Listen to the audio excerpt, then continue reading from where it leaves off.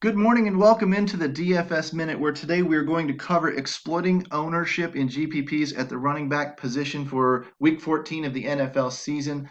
I am your buddy Choppodong. I am senior contributor and coach at DFSArmy.com, your one-stop shopping for everything daily fantasy sports related. Coupon code CHOP, C-H-O-P, triggers a 20% off discount at every month you remain a VIP if that's something that interests you. But let's dive in today. Let's use our research station tool and let's show you a common misnomer in the industry and how we can exploit that for personal gain in tournaments. A lot of people seem to get this point confused. How many people do you hear every single day saying, well, I only use this running back on FanDuel because he doesn't catch passes, or I only use this running back on DraftKings because he catches passes? That is a very 2014 thing to say, and let's go ahead and review it one more time, because we always have new people joining the DFS Army. We always have new people jumping into the DFS industry as a whole, and people need to know these fundamental thoughts, these fundamental concepts. But the trick is, when most of the people are still not learning these concepts, we have an opportunity to exploit. And I wanted to show you graphically really quickly how that plays out.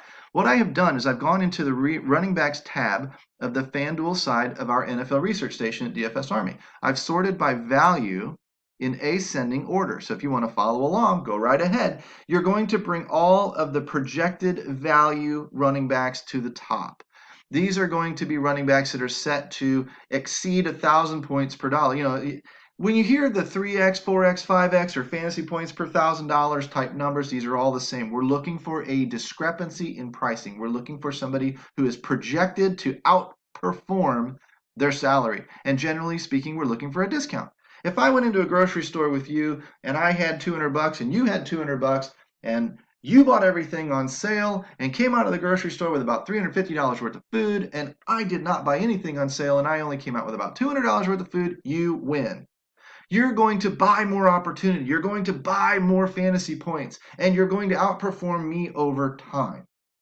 That's why we're always looking for these value positions, these matchups that are set, a running back moving into a starting role that gains volume, that is going to all of a sudden outperform his price because we're getting that running back on sale. That's probably fundamental concept number one. And that's what this column is designed to show you. But what I want to take to the next level is look on FanDuel at who shows up in the top 5 and the top 10. Fournette, Kamara, Bell, Barkley, McCaffrey, Cook, Elliott, Sanders, Freeman, Chubb, whatever, right? Studs. Naturally speaking, studs. They are predictable in their volume. They're predictable in their workload. They've got a well-rounded game in a lot of cases where they are used for some pass work. They are used near the goal line, et cetera, et cetera, et cetera. And you see a little bit of variation week to week based on salaries, based on projections, based on matchups, etc. But what you're really looking for is that list right there. Who is the highest projected value on the slate right now? And those are the running backs. But now, you may say Fournette doesn't catch a lot of passes. You may say, Ezekiel Elliott's having a down year, etc. Whatever the case may be, let's look over at DraftKings, because I think Leonard Fournette's probably the one most people would look at and say, well, I'll prefer to use him on FanDuel than DraftKings. And that might be the case. He is the number one projected value over there.